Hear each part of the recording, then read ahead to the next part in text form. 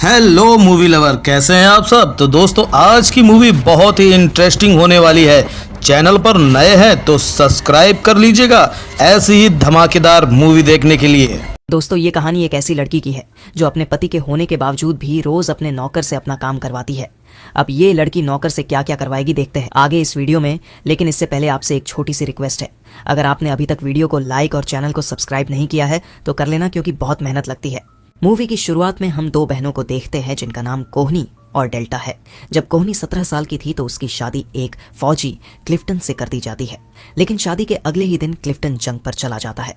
युद्ध में वह पूरी तरह घायल हो जाता है और उसकी कमर के नीचे का हिस्सा पैरालाइज्ड हो जाता है, जिससे वह अब चल नहीं पाएगा।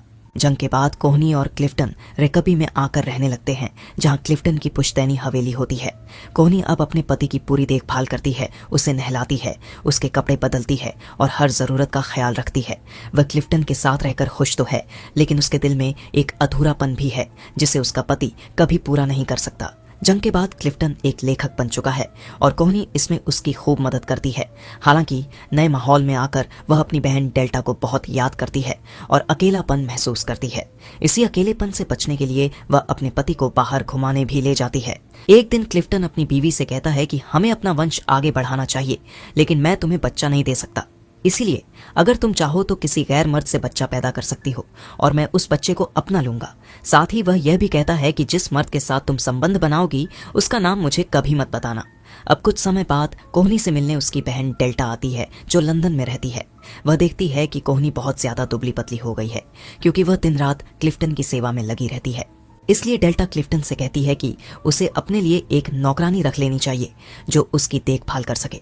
मेरी बहन को आज़ादी चाहिए क्योंकि उसे घूमना बहुत पसंद है। डेल्टा की बात मानकर क्लिफ्टन एक नौकरानी रख लेता है जो उसकी सेवा करने लगती है। अब कोहनी पूरी तरह आज़ाद हो जाती है और अक्सर जंगलों में घूमने के लिए जाने लगती है। एक दिन जब कोहनी जंगल में घूम रही होती है तो उसकी नज़र एक आदमी पर पड़ती है जो वहां नहा रहा होता है। इस आदमी का नाम ओलिवर है, जो क्लिफ्टन के लिए ही काम करता है। कोहनी ओलिवर से मिलकर बहुत खुश होती है। तभी कोहनी को पता चलता है कि ओलिवर शादीशुदा है, लेकिन उसकी बीवी उसे छोड़कर किसी और मर्द के साथ जा चुकी है। अब ओलिवर जंगल में अकेला रहता है। उसे देखकर कोहनी के भीतर दब चुकी इच्छाएं फिर से जाग उठती हैं। अगले दिन वह दोबारा ओलिवर के पास जाती है। ओलिवर जंगल के बीच एक छोटी सी झोपड़ी में रहता है। कोहनी उसे काम करते हुए बस चुपचाप देखती रहती है।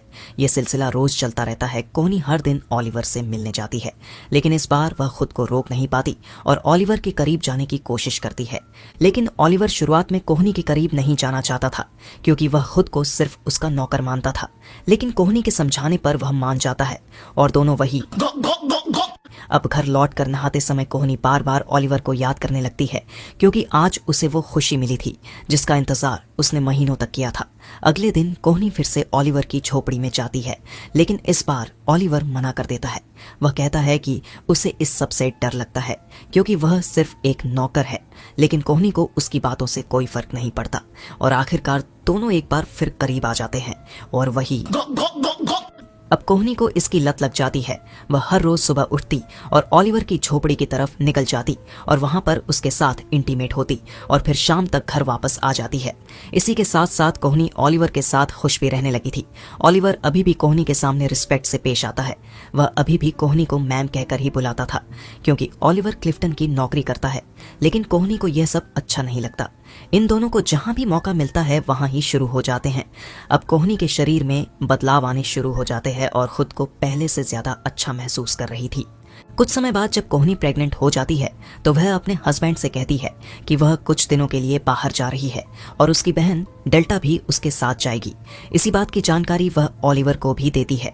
इसके बाद कोहनी ओलिवर को अपनी प्रेगनेंसी के बारे में बताती है और कहती है कि वह इसलिए बाहर जा रही है ताकि उसके हस्बैंड को लगे कि वह कहीं बाहर से ही प्रेग्नेंट हुई है। इससे उन्हें कभी शक नहीं होगा और वे इस बच्चे को अपना लेंगे। लेकिन क्लिफ्टन को कभी पता नहीं चलना चाहिए कि यह बच्चा ओलिवर का है। लेकिन ओलिवर को लगता है कि कोहनी ने सिर्फ उसका इस्तेमाल किया है। उसे लगता है कि कोहनी सिर्फ बच्चे के लिए उसके पास आती थी और अब जब वह प्रेग्नेंट हो चुकी है तो वह उसे छोड़कर जा रही है। इस बात से ओलिवर अंदर ही अंदर टूट जाता है। कोहनी को जब यह पता चलता है तो उसे बहुत गुस्सा आता है और वह नाराज होकर वहां से चली जाती है। लेकिन अगले दिन वह फिर से ओलिवर के पास जाती है और उससे माफी मांगती है। वह उसे समझाती है कि वह सिर्फ बच्चे के लिए उसके पास नहीं आती थी, बल्कि सच में मैं तुमसे प्यार करने लगी हूँ। इसके बाद वह ओलिवर को बताती है कि वह अपने हस्बैंड को तलाक देना चाहती है ताकि वह तुम्हारे साथ ही रह सके। तभी बाहर बारिश होने लगती है। कोहनी बारिश देखकर बहुत खुश हो जाती है और ओलिवर के साथ बिना कपड़ों के दोनों बारिश में नहाने लगते हैं। दोनों एक दूसरे के साथ एंजॉय करते हैं। उधर हवेली के अंदर क्लिफ्टन बहुत बेचैन हो जाता है क्योंकि कोहनी अभी तक घर नहीं लौटी थी। उसकी नौकरानी मिस बोल्टन कोहनी को ढूंढने जंगल में चली जाती है। वहां वह देखती है कि कोहनी ओलिवर के साथ मजदूरी कर रही है। जब कोहनी घर वापस आती है तो क्लिफ्टन उसे डांटता है क्योंकि वह बिना बताए देर तक बाहर गई हुई थी। अगले दिन डेल्टा हवेली पर आ जाती है। कोहनी अपनी बहन को देखकर बहुत खुश हो जाती है और उससे अपनी सारी सच्चाई बयां कर देती है। वह बताती है कि कैसे उसे ओलिवर से प्यार हो गया है, लेकिन डेल्टा को यह बिल्कुल भी पसंद नहीं आता कि उसकी बहन एक नौकर से प्यार कर रही है। डेल्टा गुस्से में कोहनी से कहती है कि जिसे वह प्यार समझ रही है वह असल में सिर्फ एक पागलपन है। लेकिन कोहनी अपनी बहन को ओलिवर से मिलवाने के लिए उसे जंगल में ले जाती है। वहां डेल्टा ओलिवर से सीधा सवाल करती है, तुम दोनों का आगे क्या प्लान है? कल जब क्लिफ्टन को यह सब पता चलेगा तो तुम्हें नौकरी से निकाल दिया जाएगा, तब तुम दोनों एक साथ कैसे खुश रह पाओगे? अब ओलिवर को भी यह बात समझ में आ जाती है। वह कोहनी से कहता है कि उन्हें अपने फ्यूचर के बारे में सोचना चाहिए।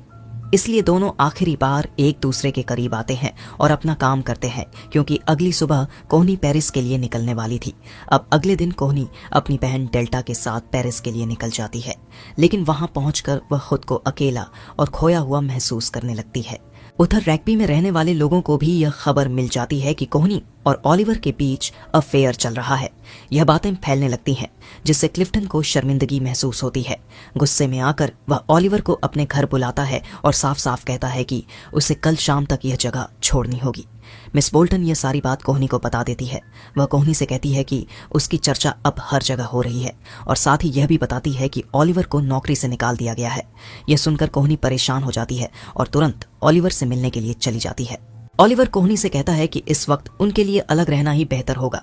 वह उसे भरोसा दिलाता है कि चाहे वह कहीं भी रहे वह उसे जरूर ढूंढ लेगा। ओलिवर के चले जाने के बाद कोहनी अपने हस्बैंड के पास जाती है।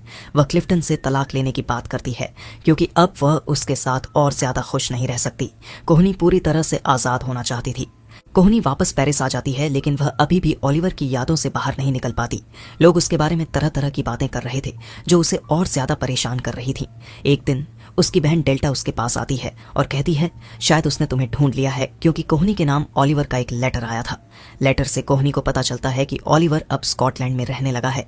यह जानकर कोहनी ओलिवर से मिलने के लिए स्कॉटलैंड पहुंच जाती है। वह उसे वहां ढूंढने की बहुत कोशिश करती है, लेकिन कहीं भी उसका पता नहीं चलता। तभी अचानक कोहनी के पीछे से ओलिवर आ जाता है और यह दोनों आखिरकार एक बार फिर मिल ही जाते हैं। और दोस्तों इसी के साथ ये मूवी यहीं पर खत्म हो जाती है।